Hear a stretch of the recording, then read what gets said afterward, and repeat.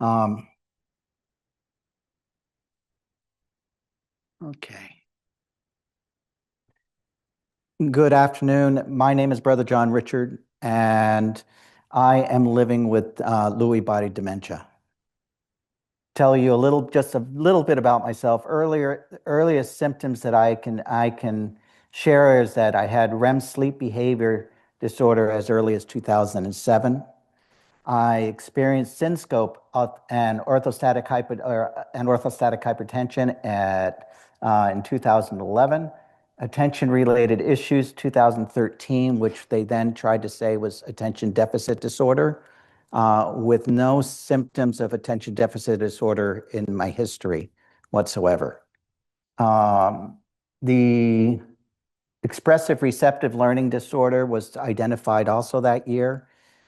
In my doctorate program, I had started to have a problem interpreting what was being said in lectures and being able to relay it back. And this came out during my psych assessments. So they were able to identify that. Balance concerns started in 2014 and weakened left side in 2014. It turned out as cerebellum ataxia on my left side. And mild cognitive impairment was finally diagnosed in 2014. After the diagnosis of mild cognitive impairment, I was told to give it 6 months to go ahead and see if it improves. Maybe it was an accident or bumped my head or something. When that didn't happen after 6 months, I was told that I should consider moving back to Virginia where my family lived in order to be closer to home. So I did. Oh, I'm still here. So I did. I relocated back to Northern Virginia and moved closer to my parents. At that time, it was a good time to do that because in 2016, I was connected to what's called a Holter monitor. For those of you who don't know what a Holter monitor is, it tests your heart rhythm over 30 days to see if you have any unusual heart rhythm going on. The very first night, I got an emergency call from the monitoring station that I was not answering because I had gone into a moment where my heart stopped twice. And the next thing I know, I had the emergency room, the emergency ambulance at my door, taking me to the ER. So much for the Holter monitor. That was taken off pretty quickly. I was informed that my brain had stopped telling my heart what to do. So what the fix was to put a pacemaker in me and put me on one of my first medications, midodrine, which would keep my heart going as fast as possible to keep up with the body so that it wouldn't falter. Then I was diagnosed in late 2016 with neurodegenerative disease. And I can say that's December 16th, 2016. Know it well. I'm going to share that a little bit more, but it was a very tough time for me. And it's a very tough time for everybody when they receive such a diagnosis, but you'll understand why shortly. And then I was diagnosed with Lewy body dementia in 2018. Before I go any further, though, I wanted to share first a little about me. Now I wanted to stop for a moment and say that I appreciate the University of Wisconsin and Madison for inviting me out here. I appreciate the Kaufer family. You're all amazing. So it was a wonderful conversation with all of you. And I can only hope that I do Dr. Kaufer honor in speaking today. Facts about Lewy, in the case you don't know, Lewy body dementia is actually considered right now, I needed that. It's actually thank you, the third most prevalent type of dementia diagnosed worldwide. The number of cases in the U.S. is estimated to be 1.4 million people. Now, if you add at least one care partner for every person that is diagnosed with Lewy body, you're talking at almost 3 million. Now, we're also diagnosing earlier, so you're getting younger onset or young onset dementia diagnoses. These are people who have families, sometimes children, who grow up to also be care partners. So you're talking that the numbers grow magnificently, really large. And those are the people having to live with the impact that this disease has on each of us throughout our communities. As a person living with Lewy body dementia, I also moderate a large support group of people living with Lewy body for the LBDA, the Lewy Body Dementia Association. And I share that to say that I found that the stories that I tell and tend to be common throughout many of us, if not most of us. So when you hear my trajectory to diagnosis, it's very common to hear the same thing from many. When seeking a diagnosis, we hit a brick wall. And I mean a really bad brick wall. We hit ageism, where they think we're too young. We hit situations where they try to say it's attention deficit disorder, it's a mood disorder, depression, anxiety. We're told that we're being hypochondriacs. And this really happens. And for women, they may be told that they're experiencing menopause. And that's all it is. And they're brushed off. My diagnosis took me 4 years to get, but I have talked to people who have taken 6 years and more just to get a diagnosis. I spoke to one care partner who literally carried a collection of files that had to be on a roller piece, that because she was trying to get the records for her husband to every doctor he saw to try to prove to them that he really did have this. With often multiple neurologists being seen and multiple neuropsychological assessments being given. If relocating while seeking a diagnosis like I did, guess what happened when I went from one VA system in San Diego to one VA system in Virginia? They didn't talk to each other. The computers don't talk. So I had to convince my new primary care physician that I really did have a problem and needed to see a neurologist. That took months. Then the neurologist doesn't want to believe what the other neurologist said.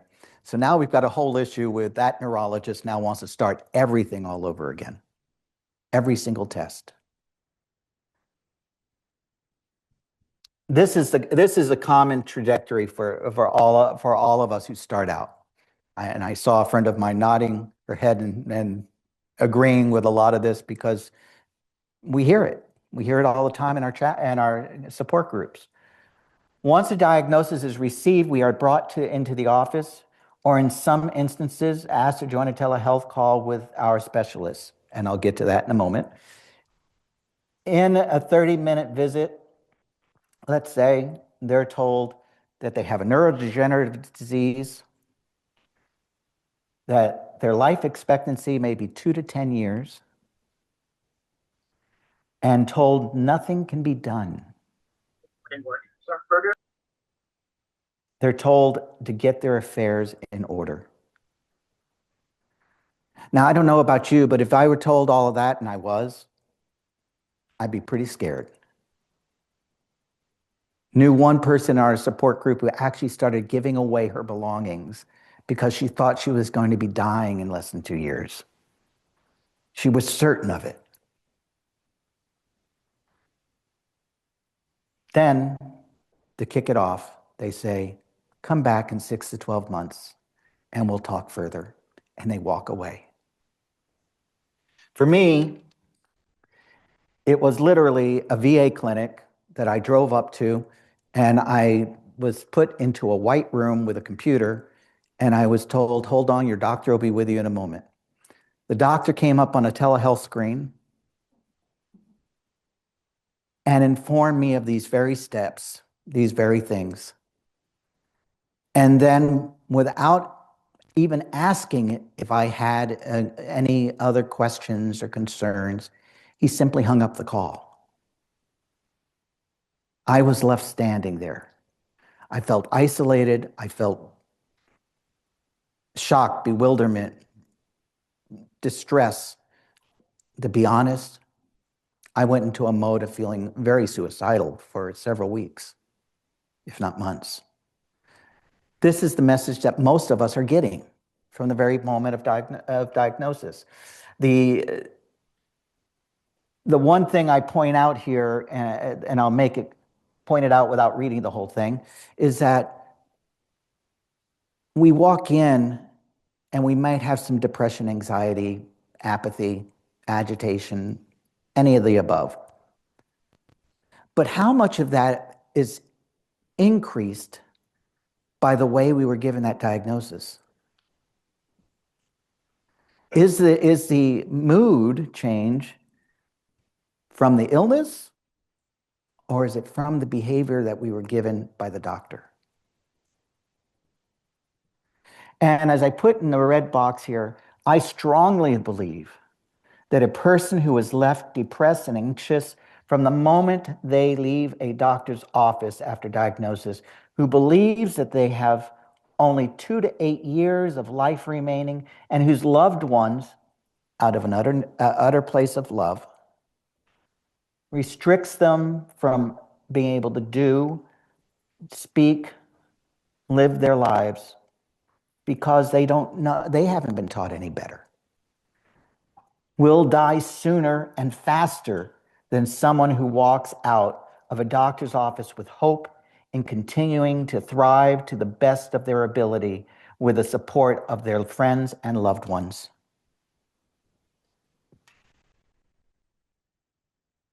But times are changing. The reality is that we are diagnosing earlier. There is now prodromal Lewy body dementia, or Lewy body dementia with mild cognitive impairment, or LB technically with mild cognitive impairment. So they're catching it sooner.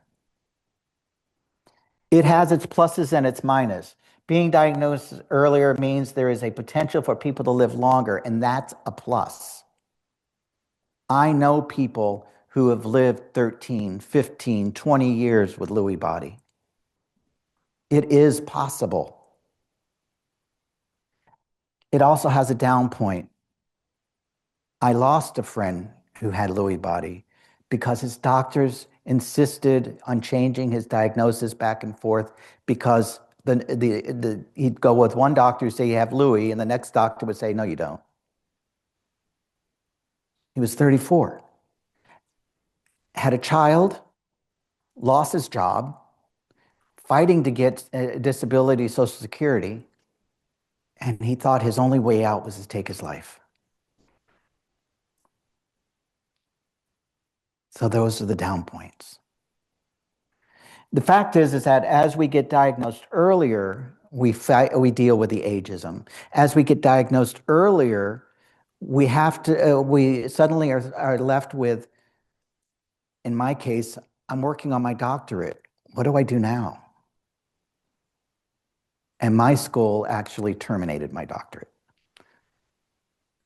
They decided that I was too busy in extracurricular activities or something. They wouldn't accept the diagnosis that I was given.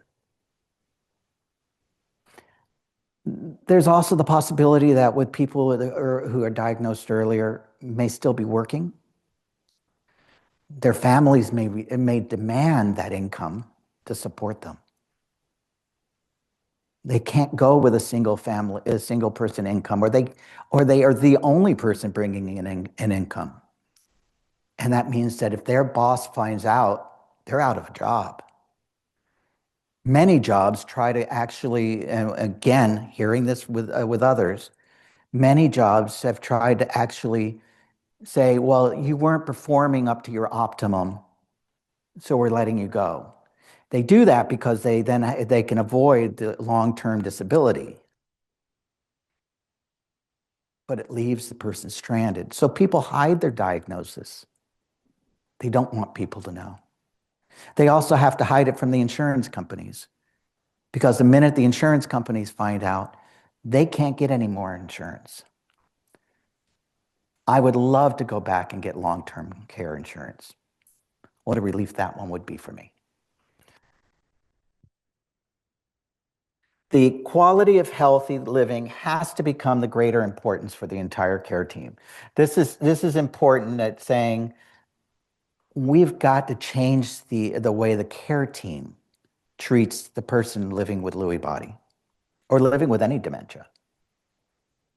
They've got to be willing to look at healthier ways of treating people. And we had some great conversations during lunch on that. When I talk about healthier ways of treating people, I'm not saying lie to them and tell them to go and join a gym. I'm saying be honest with them. Tell them what they have, but keep them with hope. Don't let the hope run out. Let them know that they can still do tomorrow what they were doing today. If you ride bikes, go ride a bike.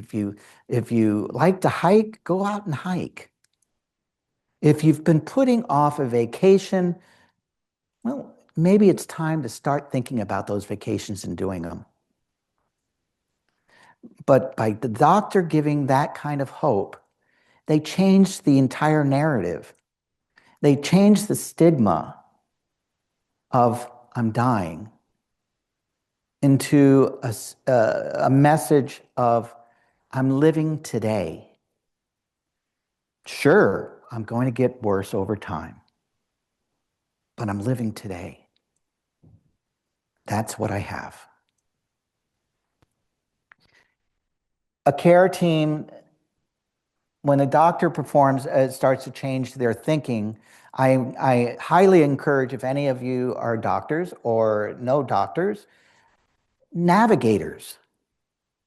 Care navigators are so important, but so many hospitals don't use them. Care navigators help you get to resources that you desperately need, and care partners aren't being given those resources. The person living with dementia isn't being given those resources. They aren't being told about support groups. They aren't being told that there are groups like Walking the Talk for Dementia that literally takes people out to Spain to walk the El Camino. And not one person living with dementia or their care partner pays for that trip. It's all paid by donations to the organization. That's what gets everybody there. But you're giving them hope by giving them these resources. Speech therapists, knowing neurological conditions, allows them to do more than just work on a stutter. My speech therapist, I was drooling. She helped me get the muscles stronger and to learn to swallow differently and to focus when my brain stops telling me to swallow and remind myself that I've got to swallow because saliva is building up. The physical therapist should know neurological conditions, movement disorders, for balance, coordination, Parkinson's-related programs, such as big and loud Parkinson's disease boxing. Parkinson's disease and Lewy body are both alpha-synuclein based. That's the protein that creates this whole life. And so these Parkinson's activities actually help to improve movement. I couldn't walk without a walker in 2018. That's what I was using. I haven't used my walker in a while. I went from a walker to two crutches to a cane because of a physical therapist who also threw color cones in there and taught me how to shift my legs to different cones while I was walking to point them out so that I would work with my balance and sudden changes. Psychotherapy. I don't know how many people are not told to go to see a psychotherapist. Psychotherapy for the individual, psychotherapy for the couple, psychotherapy for the family unit, psychotherapy to discuss mourning and grieving, to discuss couples dynamics, family systems, cognitive behavioral training, trauma.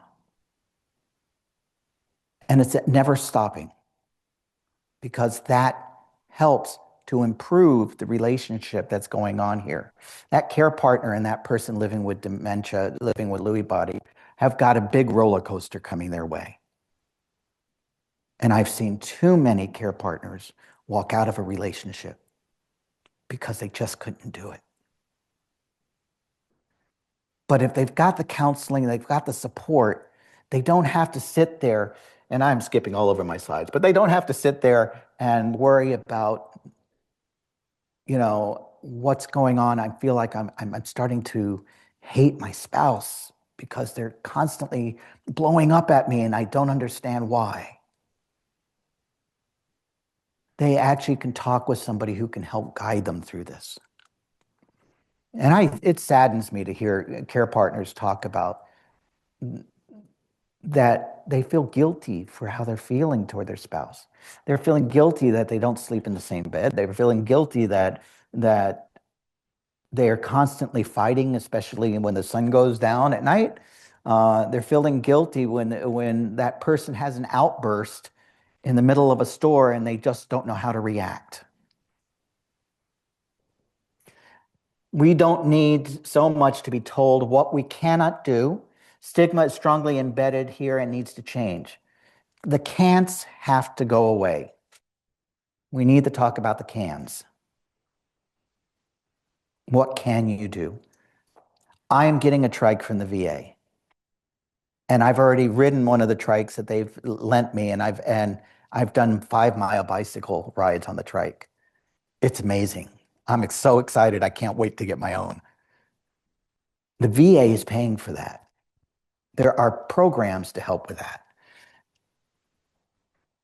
Again, walking the talk for dementia, learning to go out and do dancing, visiting a gym. If you're really talking about trying to maintain that relationship in your care partner, consider dancing lessons. What a great way to keep the relationship going and teach a person new skills. And those new skills take the neural pathways that are dying on one side, and they build new ones on the other side that help to maintain. So this person might live longer. So you're not only helping to keep the relationship healthy, you're helping them potentially live longer in their lives. I do encourage people to go back to school, community colleges, learning new languages, other things like this, learning an instrument. It's not impossible. People think it is. I've probably skipped, here's my 5-piece puzzle.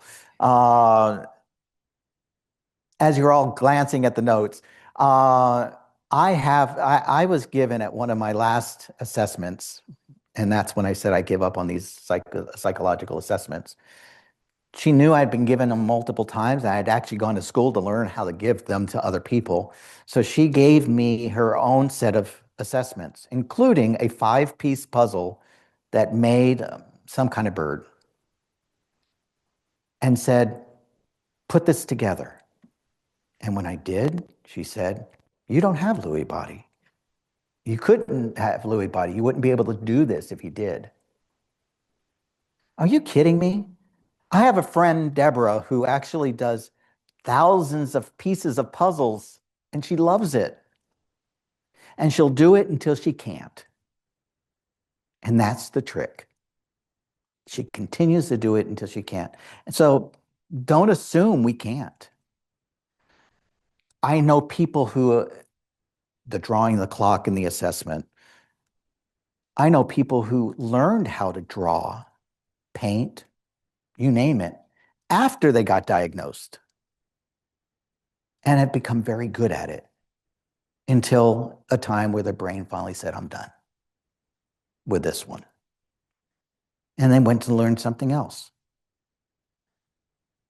Changing stigma and shifting expectations means recognizing as medical professionals that someone with a Lewy body diagnosis may be capable of many of the things they could do before the diagnosis. They may just need guidance on how to do so differently. People with Lewy body are still people. They are still people, and they deserve to lean into the things that bring them passion.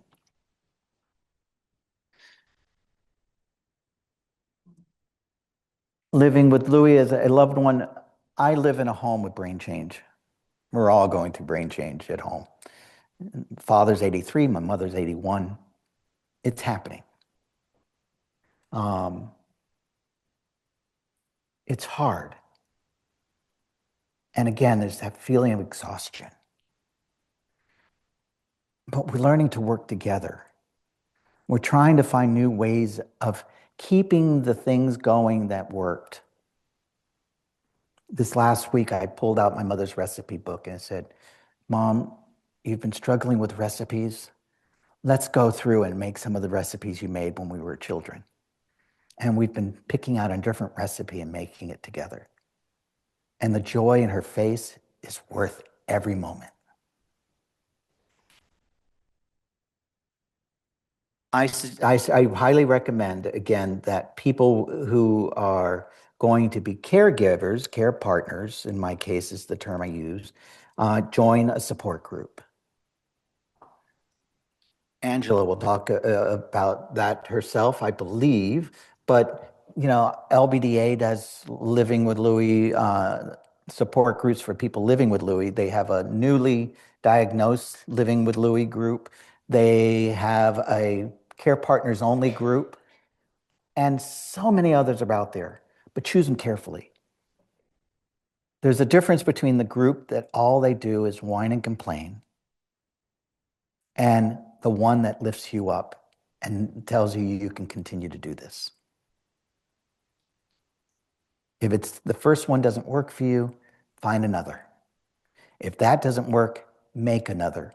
Call somebody at the Mayo Clinic or here in Wisconsin or the LBDA, Lewy Body Dementia Association, and say, how do I get started making a group? And make one yourself.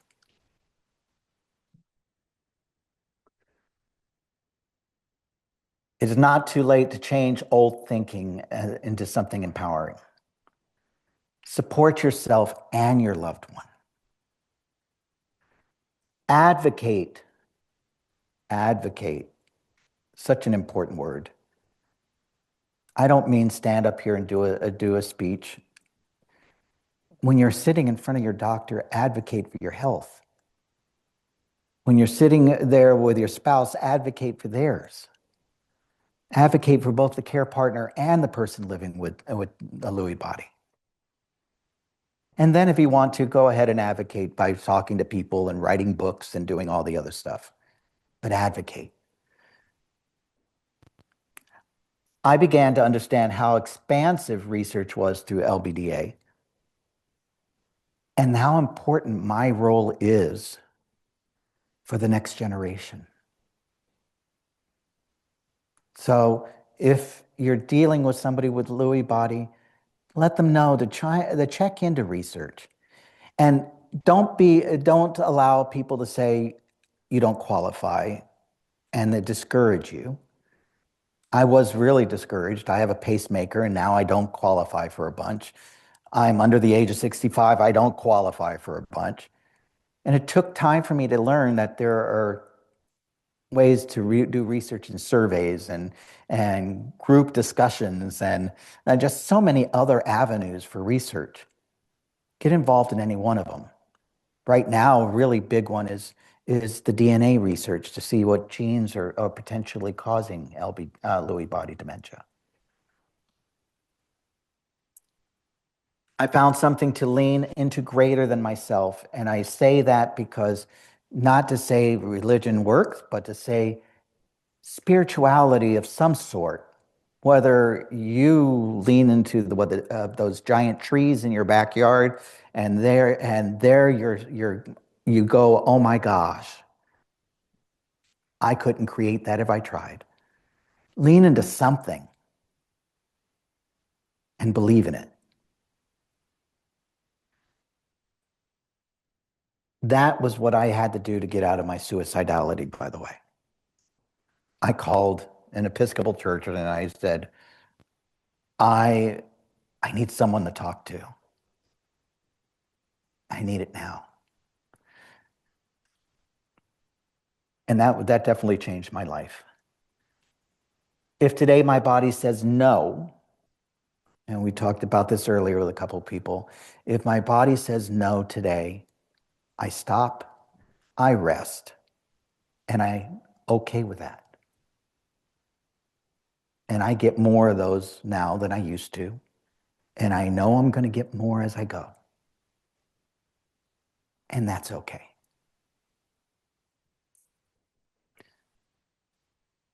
I did go to speech therapy, as I mentioned. And between the combination of that and the two of the medications I'm on, my speech improved. Medication works, but there's also the other part of it, what the work you do to help with it too. I had been stuttering really bad. I was trying, at one point in the early process, I was struggling to find my words. And 2 medications just removed some of the fog and allowed the words to come together better. And because my doctor was willing to go against all the books that say it's for Alzheimer's, not for Lewy body, and it's blacklisted for Lewy body, but he did it anyway. And because he did, I'm better today for it.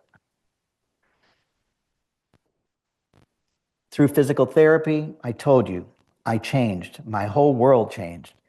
I'm also losing weight, which is also a big plus for me, because I was really gaining especially while I sat there and just isolated. Walking means I'm now free to get up more and go and see things, go to movies, go and meet friends, go to church, go to just do things. I don't have to sit on my recliner and wait for something else to come. And then I did the walking the talk for dementia, which I keep mentioning, but just so you know, it means that I walked 40 kilometers, not 44, 40 kilometers of the El Camino to Compostela. If you've ever heard of it, it's the pilgrim walk in Spain.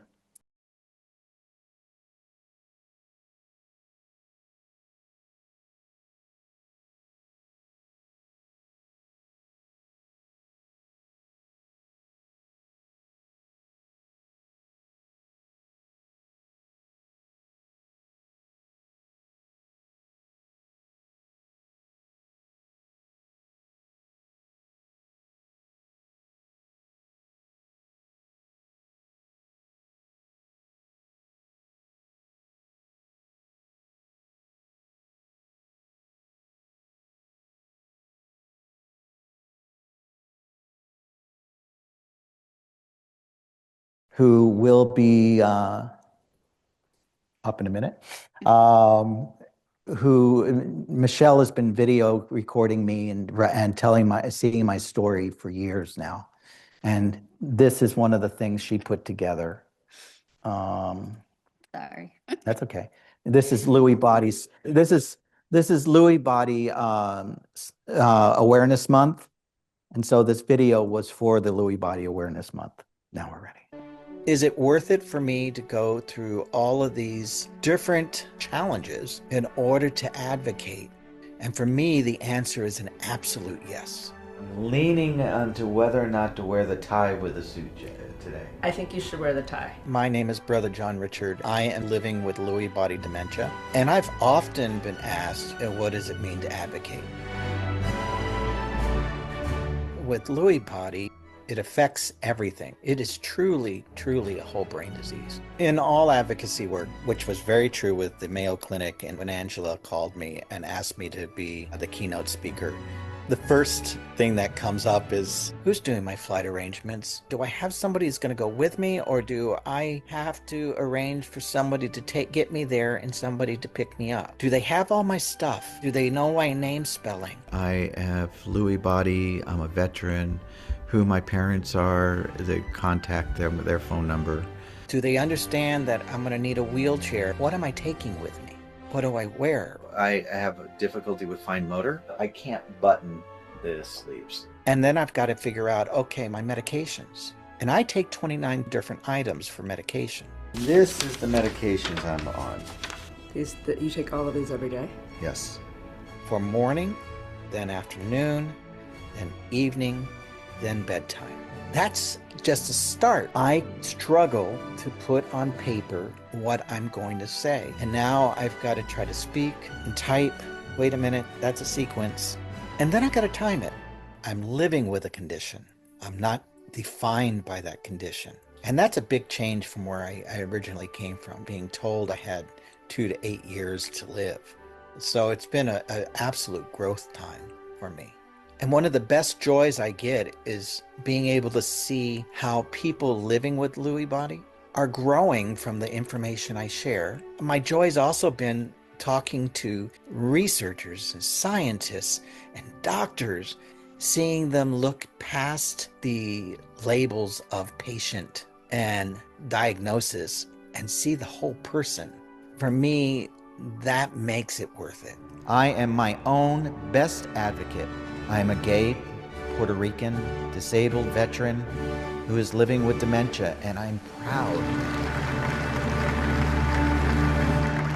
Thank you. So I know we are going to have some questions. We're going to just ask you to hold those until the end. If you are in the online audience, you may also put your questions in the chat. And Brother John-Richard Pagan, I just want to thank you so much for your presentation, for teaching us about Lewy body and many more lessons. And I know that this is exactly what Dr. Kaufer wanted from this lecture. So thank you again.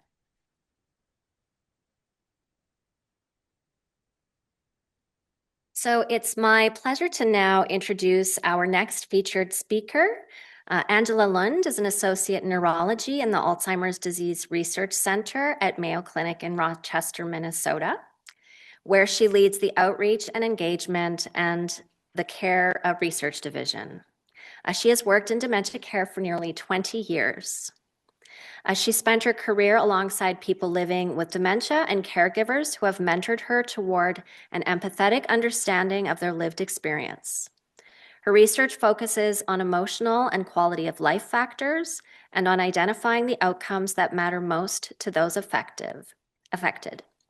She collaboratively designs community-centric opportunities and is passionate about sharing the intersection between hope, relational living, and well-being.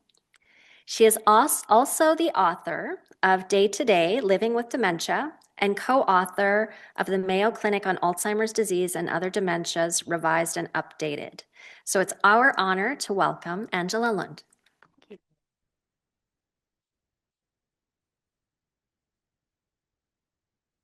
Well, it is really an honor to be here, and it's especially an honor because this is about Daniel Kaufer, and he is somebody who I ran into from time to time. And as I was having dinner with the lovely Kaufer family last night, such a treat and honor, I was reminiscing. They were talking about how much of a caregiver Daniel was, and it reminded me of a meeting that I was at in New Orleans, and Daniel was there, and we were walking back to our hotel, and I was realizing as I was walking back, I really wasn't sure how to get back to my hotel. And I think Daniel could tell that. And so he came up to me and he said, I don't think we're in the same hotel, but I kind of wanted to go the long way anyway. Why don't I help you get back? So there's testament in terms of just the caretaker he was through and through.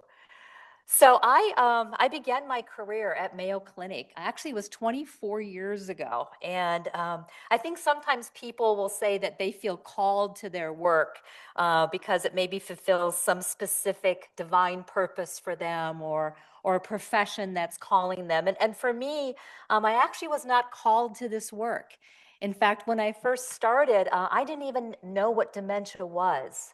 So I had a little work to do. And so with a little understanding of dementia, I sought out guidance from doctors and nurses and researchers and other medical professionals.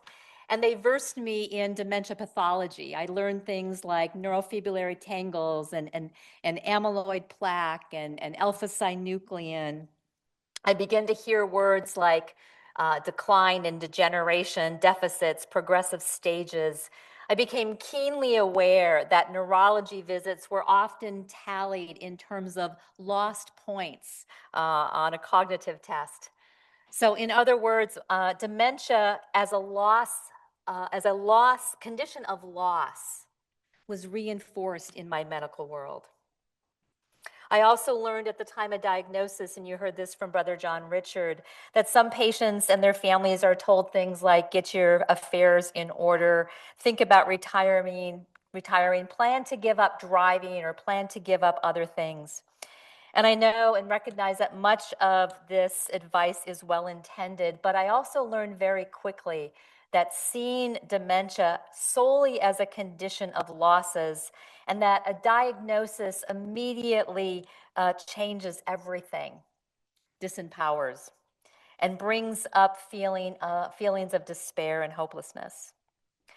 So I'll also say that I'm not at all trying to sugarcoat the situation. I think families need and frankly want honesty about the disease and what it may mean for their future. And it's the job. Healthcare professionals have the job of providing clear information about the diagnosis they are giving their patients and families. But I learned that there is another way of understanding dementia, and this other way does not deny or resist the losses that come with it, but it affirms a necessary balance between honesty about the disease and hope. A diagnosis delivered in a balanced way sets the stage for hope. It validates what the person and the family have been experiencing. It explains the struggles, the changes. It explains the symptoms they have been dealing with. And now they can attribute it to a disease and not a personal failing. I want individuals diagnosed and their families to hear that Alzheimer's disease or Lewy body dementia is a medical condition. It is not a personal weakness. It's not a personality flaw, and it's nothing to be ashamed of. Patients and their families need to hear that a person who is diagnosed is still the same person they were before their diagnosis.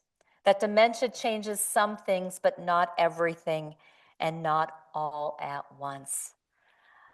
A diagnosis delivered with honesty and hope is powerful, providing answers, reassurance, validation, and when balanced with the message, there is not a cure, but there is so much we can do, we are setting the stage for better days ahead. And we can help those living with dementia tap into hope. I want to talk a little bit about hope because many people, I think about hope only in the context of a cure, that some treatment will take away the disease. But hope can be cultivated and is actually cultivated in other ways. The thing is that hope is actually not something that you either have or you don't have. Hope is something that you give to yourself. Hope is both a feeling and a cognitive behavioral process. So cognitive meaning thinking and behavioral meaning action. So hope is activated by our thoughts and our actions. So instead of waiting passively for hope to arrive, we have the power to activate hope, even alongside a diagnosis, even alongside a difficult circumstances like a disease that has no cure. So over the years, I've met some inspiring yet ordinary people who've chosen a way to think about themselves and their situation that puts them on a pretty good path for a good life. So you heard, we saw the video, and when Brother John-Richard spoke at Mayo Clinic back in 2023, he said, "I am more alive than I ever was before. Everything I learned along the way prepared me for the life I am now living. I am my own best advocate. My faith is stronger than ever before. It anchors me during my low points and reminds me to look upward." So I am not saying that one needs to be happy and positive all of the times. I'm not trying to sugarcoat this. I'm not trying to paint a silver lining on what people like Brother John-Richard and others are going through. But I am saying that the attitude you choose to nurture will make a difference in your ability to cope and the quality of your life. It will make a difference in your resilience. And when you hold this truth, I love this quote by John Kabat-Zinn, "There is more right with you than wrong with you, no matter what is wrong." And when we focus on what is right, we help those impacted by dementia tap into hope. So one of the first things that I do when I meet with families, and I often meet with families very soon after they've received a diagnosis, sometimes even the same day. And I recognize that by the time somebody has received a diagnosis, as you heard Brother John-Richard say, sometimes it can take months and even years. And that means that by the time somebody receives a diagnosis, they've spent a lot of time listening to other people tell them what is wrong. So what I like to do when I meet with people after they've received a diagnosis is what we do is I ask them, we work together to create a list. And we create two lists. And the first list that we create is a list of the current strengths, skills, abilities that the person with dementia can still do. And this might include things like everyday tasks they do independently around the house, self-care, their skills, their interests, their talents, their preserved knowledge. And then we create a second list. And that second list is the things that they may be struggling with. But with a little bit of help, with some accommodations, with some workarounds, they may be able to resume. Maybe not in exactly the same way, but to resume and to be able to do them nonetheless. You know, for Brother John-Richard living with Lewy, his skills, his talents, and his contributions to the world are many. And one of those, as he spoke about, is advocacy. So I ask, you know, is sharing his story, raising his voice, traveling outside his familiar space easy? Probably absolutely not.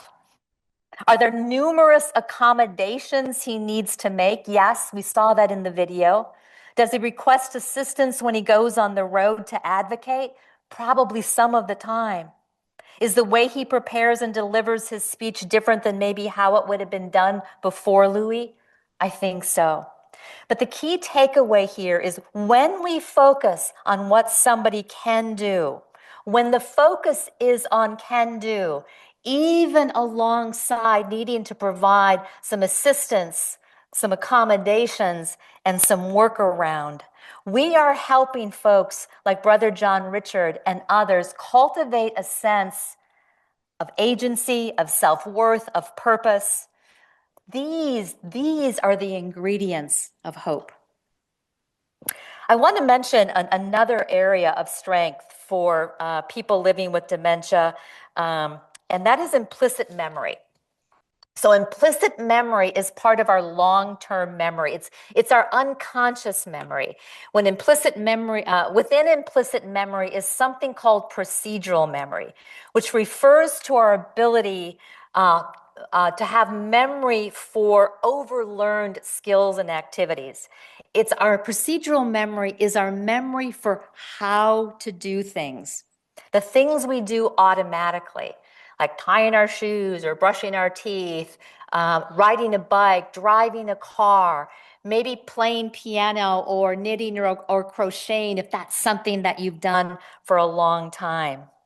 This type of memory for doing overlearned tasks is often much less affected in the early stages for people. And when this is, because we know this is less affected for many people, it opens up a whole host of interventions that utilize the brain's procedural memory as an alternative path for strengthening memory and even for learning new things.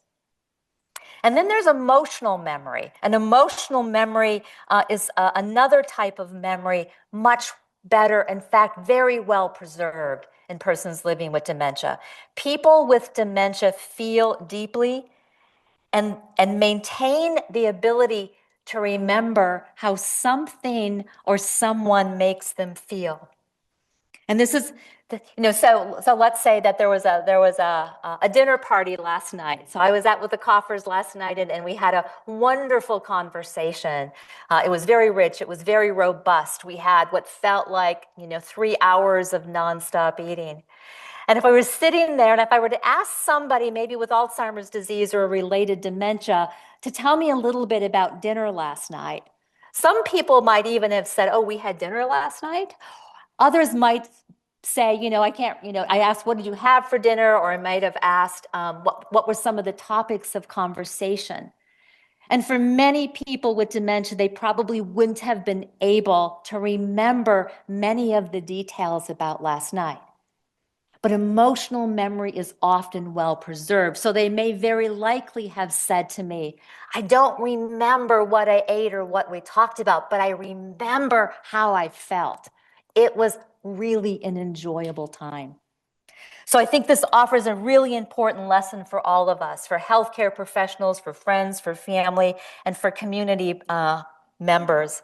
Persons living with dementia may not remember your name or recall how they know you, but they will probably remember how you make them feel. So I've been talking up to this point about people living with dementia, and as you know, for most every person living with dementia, there is a caregiver. Dementia caregivers are often thought of as the invisible second patients. I don't know if you've heard this before, but because dementia often happens gradually, and the day-to-day stress that caregivers encounter often goes underappreciated and unnoticed. Dementia caregivers run the risk of having high rates of burden and psychological morbidity, physical ill health, as well as higher rates of social isolation. The focus of the dementia caregiver has been my passion and my area of research. I have journeyed along thousands of dementia caregivers over my career, and they have taught me about the real, raw experience of caregiving. And for many, they feel alone, overwhelmed, and unprepared for this new role. Grief is ever present. I have witnessed in these caregivers that there are some who fall into a dark place of despair, and then there are others who seem to find light within the darkness and preserve their own health along the way. And this has been a really interesting thing for me to try to uncover. What is it about those caregivers who find their way out of the darkness? And what I have observed as a key ingredient to those who are living with some sense of well-being and coping is that they choose Acceptance. Acceptance is a mindset, it's a choice, it's an attitude. It doesn't mean that you like the situation or that you don't want things to change. It doesn't mean that you are giving up or giving in. It is not resignation. Acceptance, however, is simply seeing things as they are and making peace with what is. It sounds something like this. We had to stop dwelling on the way our mom used to be fully present for who she is today. A few other things about acceptance.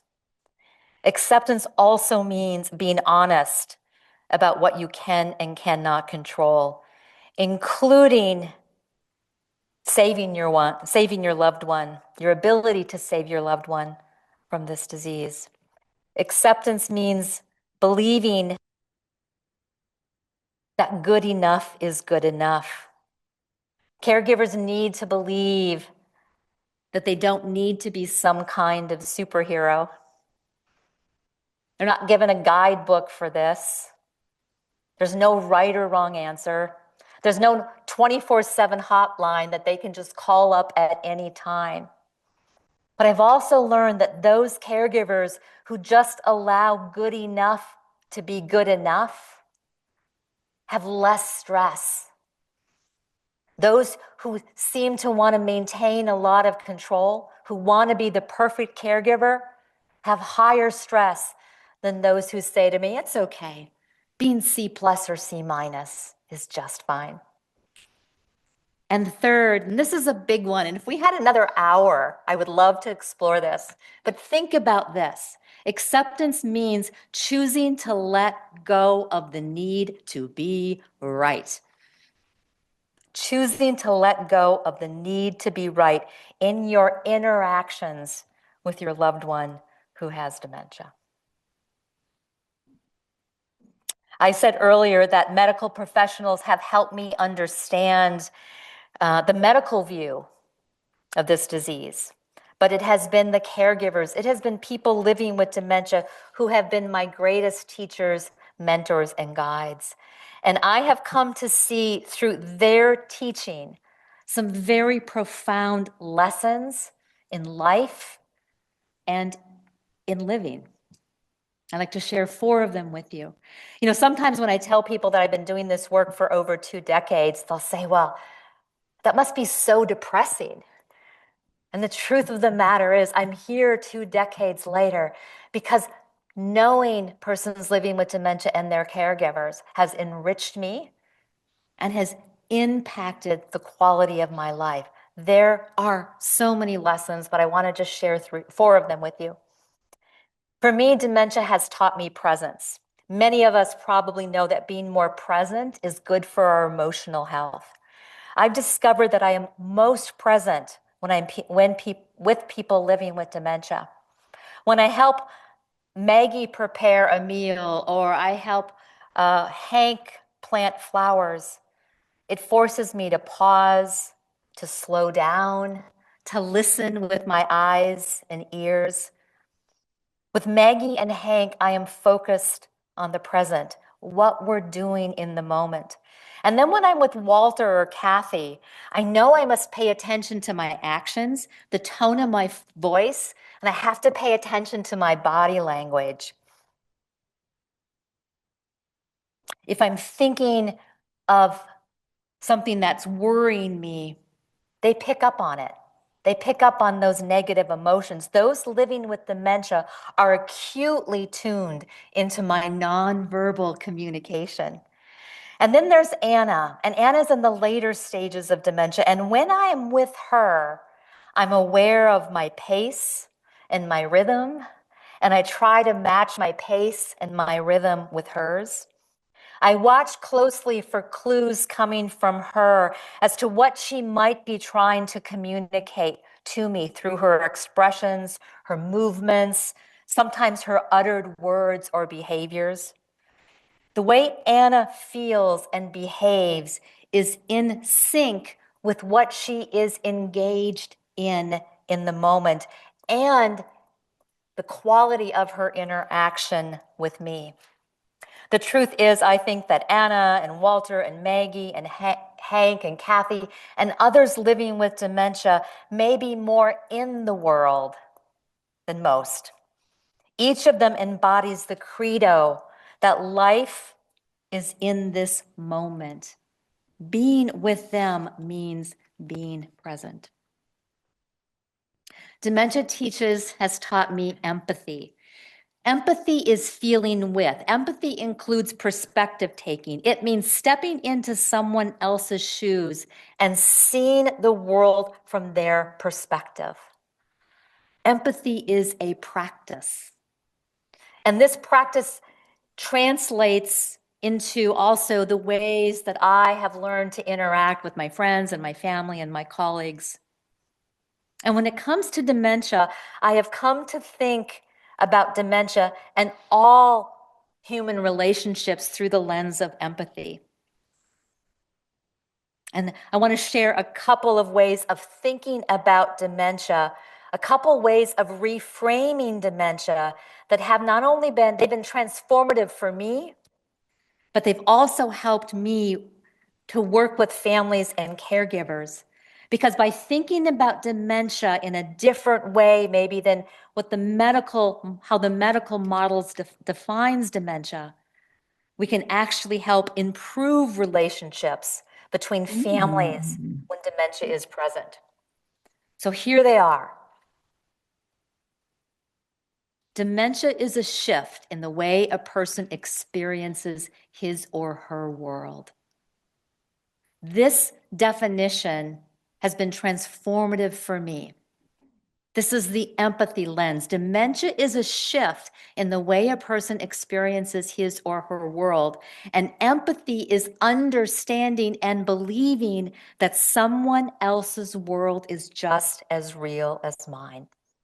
And this is where acceptance comes in. And it does not necessarily mean that you have to agree with their reality or agree with their world.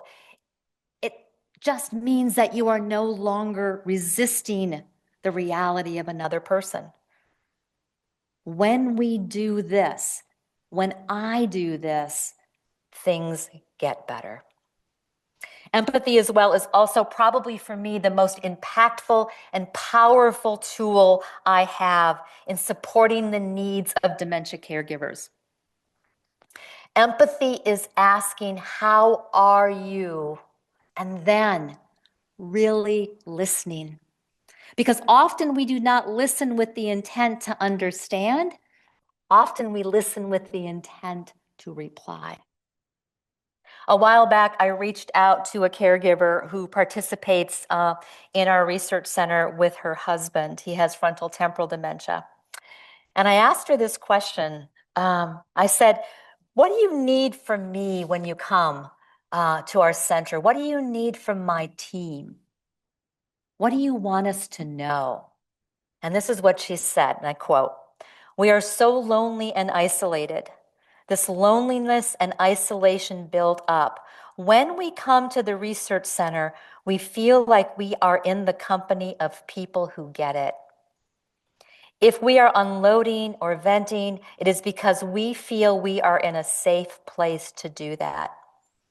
What I need most from the staff I see during a research appointment is for someone to really listen to what I want to share. I want a person to be fully in the moment with me and not multitasking.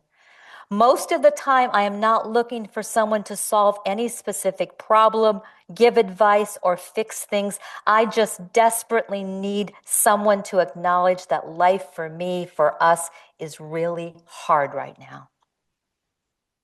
Empathy. I meet with families virtually and in person, and in my office, I would say probably 20 or so every week. And I have this hanging above my desk. The power of empathy. I'm in it with you. I am not here to fix you. I am here to feel with you and let you know you're not alone. The thing is, there's not a lot of fixes for the challenges that dementia can bring. And I found through the years that that's oftentimes not what they're looking for anyway. Empathy, validation. Number 3 life lesson, pain gives rise to compassion. I've spoken a lot about hope. Interestingly, hope actually, though, needs adversity and uncertainty to flourish. It's the uncertainty, it's the obstacles, it's even our emotional pain that hold the nutrients to hope. Because if you think about it, hope is unique because it lives in the space between the positive and the negative. Olivia Ames Hobbitzel, a former caregiver for her husband, says, "Something precious can be forged in the fires of adversity." This came from her book. I love her book. It's called 10,000 Joys, 10,000 Sorrows. And she writes in the book, when life catapults us into crisis, we touch the archetypal themes of what it really means to be a human. She says, "I have learned that the storms and the pain that accompany life give rise to courage, grace, and compassion." Persons living with dementia and caregivers have been my teachers by virtue of how they are facing their storms. Susan Cain, in her book, How Sorrow and Longing Make Us Whole, says, "We live in a culture that only wants to talk about what's going well. Anything that's not going well is positioned as a detour from the main road." But she says pain is not a detour from the main road. Pain is part of the road we walk as human beings. It is not our strength that binds us to one another. It is our suffering. There was a survey of over 400 caregivers, and we asked, what would you say is the biggest barrier that faces you as a caregiver? And almost all of the answers centered around grief and loss. The same was true for persons living with dementia. Some of them, though, just struggled a little bit to name it as grief. Emotional grief, emotional pain is an ever-present part of the dementia experience and of life. Grief cannot be ignored, nor can sadness or guilt or any other painful emotion. And if we ignore it, we run the risk of being weighed down by powerful emotions like depression and anger. Emotions are energy. Emotions are energy. They either move through us or they get stuck. Despair is what happens when you fight sadness. Self-compassion and greater ease are what happens when you don't. And finally, life lesson for me. I've told you that hope is something you give yourself, mainly through your thoughts and actions. But for hope to really flourish, you need some things from the outside world. Hope is strengthened by the outside world. So I know this group of guys, they call themselves the guys, and they've been meeting now every single month, at least once or twice at a restaurant. And each of them is living with Alzheimer's disease, one with Lewy body dementia or some other related dementia. And a while back, they asked me to join them. And so as I was having lunch with them, I asked them this question. I said, how would you rate the quality of your life right now, with 10 being the best it's ever been and 1 being dark and bad? And nobody would give me a number, but they all gave me a range. And they said, well, ranges from 3 to 7 or from 4 to 8. And so, of course, I asked the question, well, what makes a not so good day like a 3 day? And what makes a good day, like a 7 or an 8, a good day? And the responses back were all quite similar. A not so good day They said, is when I feel like I'm a burden to my wife or others. A really good day is when I feel like I'm contributing to something or someone in a meaningful way.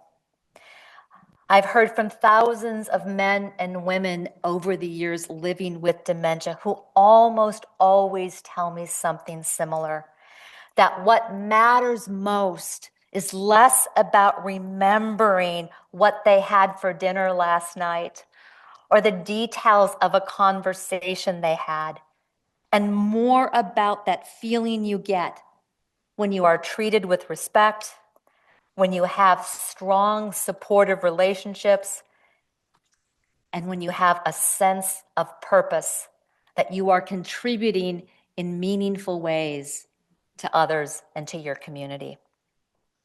So the emotional or feeling part of hope happens when one has a sense of belonging, of purpose, of being cared for, and of being able to care for others. And this all comes from the outside world. It's based on relationships, it's based on community. And this includes caregivers too. Caregivers who forge a hopeful path that preserves their own well-being find community. No caregiver can do this alone. No caregiver can do this alone. Things go better when caregivers allow vulnerability in, when they say, I am struggling, I can't do this alone. Can you help? My own journey in caring for two parents living with dementia has taught me that asking for and accepting help actually brings me closer to people and creates wonderful bonds. It's also healing, productive, and for me, very brave. So we need doctors. We need doctors to solve complex medical problems, to search for new and better treatments, to tell us what's wrong with us, to provide options for treating symptoms, to check in with us, to validate our concerns and care for our changing medical needs. But we need community, relationships. We need each other to feel hope. We all need that person or that safe place to gather where pain can be shared, maybe not shared outwardly or verbally, but shared through that heartfelt sensation one feels when they are accepted, not judged, and when they know that they are not alone. Atul Gawande said, the only way death is not meaningless is to see yourself as part of something greater. A family, a community, a society at a time when people need it most.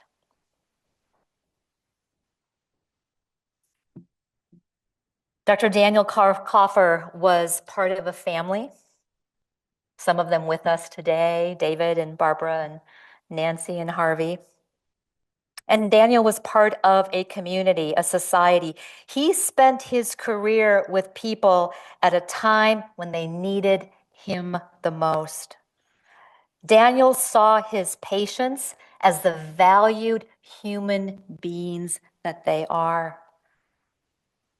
And he knew, I'm pretty sure he knew that he could not optimally care for persons living with dementia without the caregivers, without the care partners. Daniel offered what I think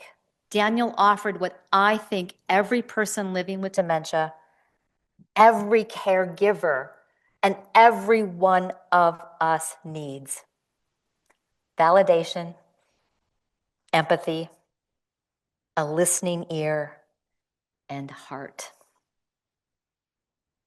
So I said that I began my career 23 years ago, that I was not called to this work at the time, but I was called to stay. Not because I was wanting to be around to be part of a big cure that might come.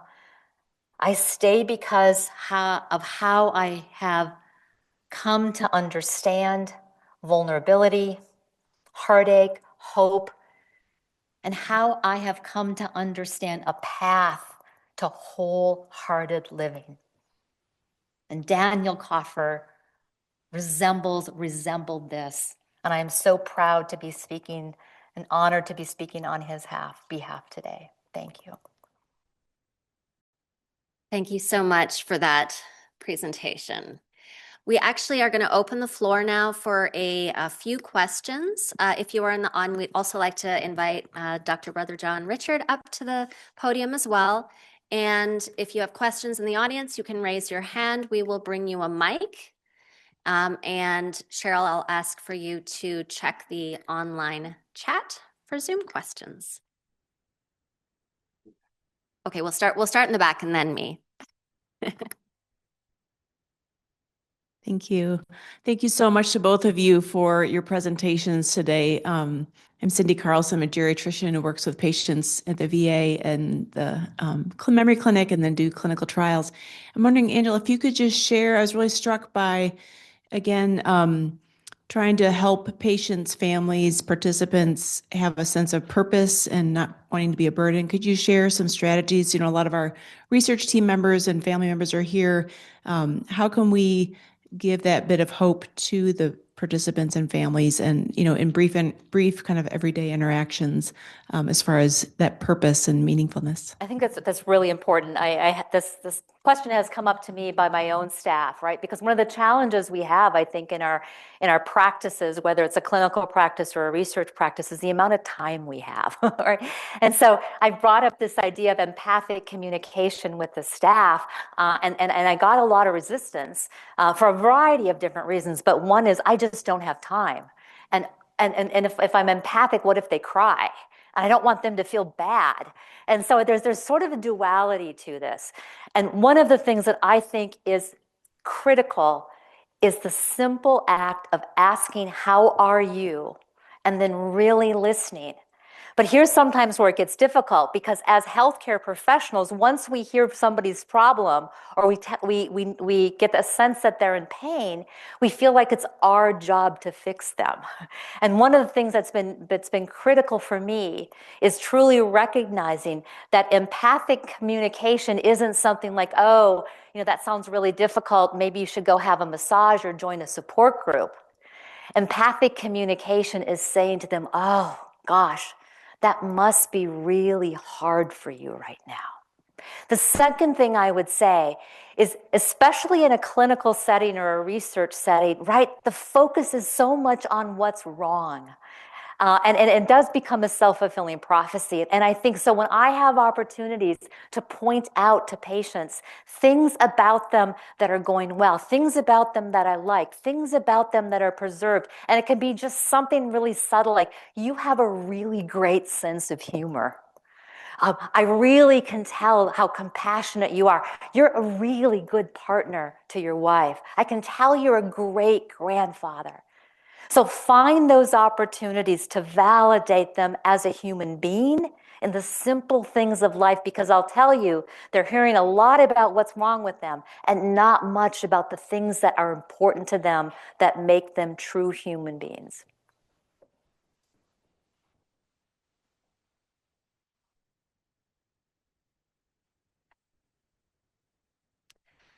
Brother John-Richard, I know that you participated as a mentor in the new Friends program.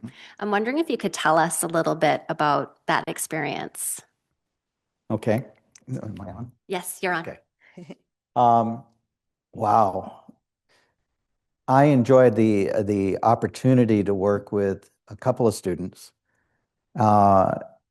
who started out not sure what they were going to do or how to do it. And we just started talking. We just started talking about what everyday life is like, what things I like to do, and how I managed to get around the challenges. We talked about what good days were like and what bad days were like. We talked about what I hoped for when it comes to research or when it comes to medicine and care. the two students that I work with listened. And I agree with Angela about communication, and I just say it a little differently, in that I say everyone needs to be heard and seen. And these two students were willing to hear and see me and open an opportunity for us to work together and see each other. And for a little bit over a year, actually, for us, it became a nice friendship. We even kept it going a little longer because of that, until life kind of snuck in and took everybody in their own ways. But it was an amazing experience, and I'd recommend it to anybody and everybody. Thanks for sharing that. And for any students that are listening, the New Friends program partners students with people who have mild cognitive impairment or dementia as mentors to those who are pursuing careers in the health profession.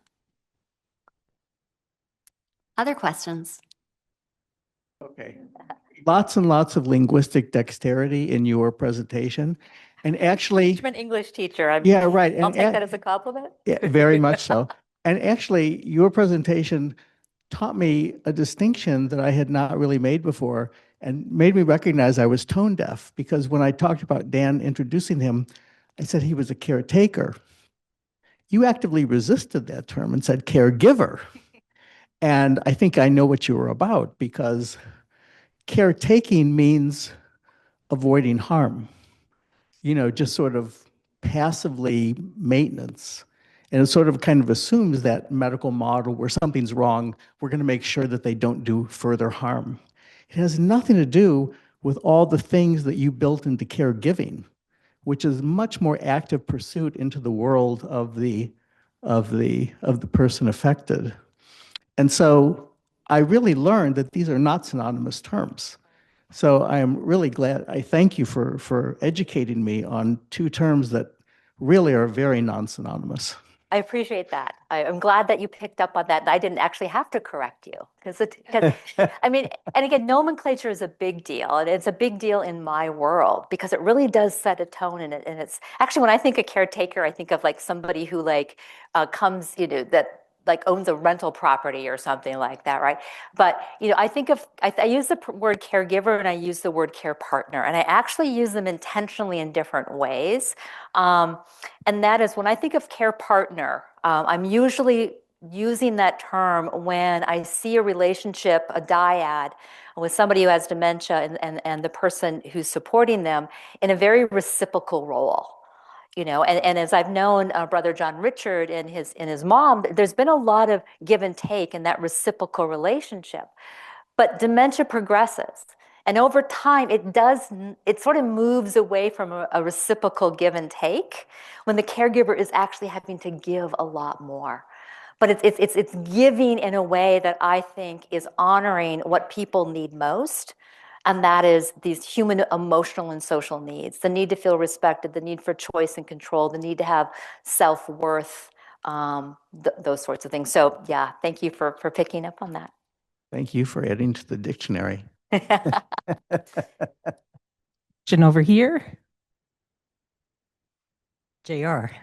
Yes. I wondered if I could ask you how you best cope with loss.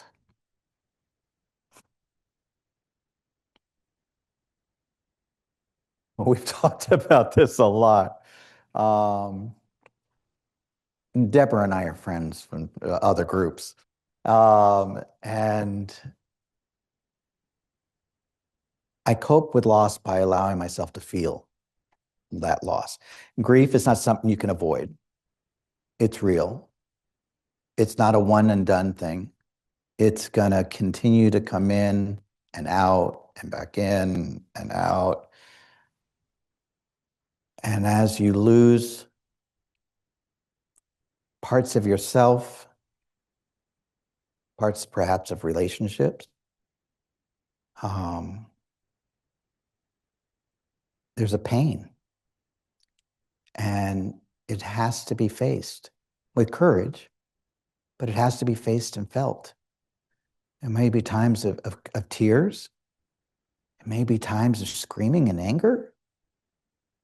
There may be times where I just, leave me alone. I can't face this right now. And that means I can't face anything else either in that moment. I just need to be left alone. Losing people with this from this disease has been especially hard. When Matt from our other group took his life, I can still remember being at IHOP and getting the call, and I was a mess. I loved that guy like he was my brother, and I could just picture his 8-year-old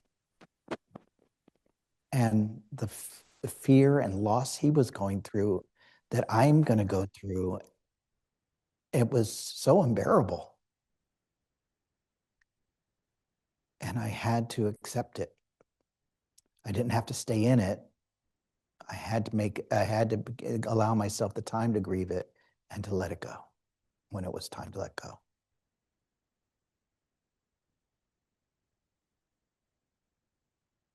I'll just add to that. One of the things that Richard said is that, grief is ever present in all of our lives and in all kinds of ways, and it is fluid. It comes and goes, and it's grief doesn't necessarily change, but or go away. We don't get over it. We don't get through it, but we do change our relationship to it. Mm-hmm. And there was actually a caregiver who came to a conference I was doing about a couple months ago, and she gave me this picture. And I really love it because I'll see if it resonated with you. I wish I had a picture, but essentially it was a picture of three jars, 3 containers, and in each container was a ball, and the ball represented grief. And in each of the 3 containers, the ball was the same size, but the 3 containers were each a different size. And the first container was really small. And so that grief ball was really squished in there. It was being suffocated. And then the second container, the grief was the same, but the container grew. And then the third container, the grief was the same, but the container was bigger. And it sort of gave this visual analogy that our grief, your grief for Daniel will always be there. It's not shrinking or going away, but your relationship to it is changing in a way that it doesn't wear you down emotionally as much. Right. And that's the difference. And how you grow your container is through self-compassion and acceptance and giving yourself the opportunity to grieve, connection, and community. Thank you. This is actually going to bring us to the end of our program just due to time, but we will be able to remain at the front for individuals who want to come up and have further conversation. I want to thank again the Kaufer family for making this possible. It has really touched many of us at the University of Wisconsin, and we're so honored to be able to support this lectureship through the Initiative to End Alzheimer's Disease. I also want to thank our speakers for bringing their whole authentic selves to today's lecture, which encourages us to bring our whole authentic selves to our work. And I would also like to thank Cheryl Spenceley for all of her organization on this, on this lectureship, and for managing our IT, which was not a minimal problem. So thank you for making that happen, Cheryl. And then I would like to thank everyone who attended today, everybody online and everybody in the room. Thank you so much for being here.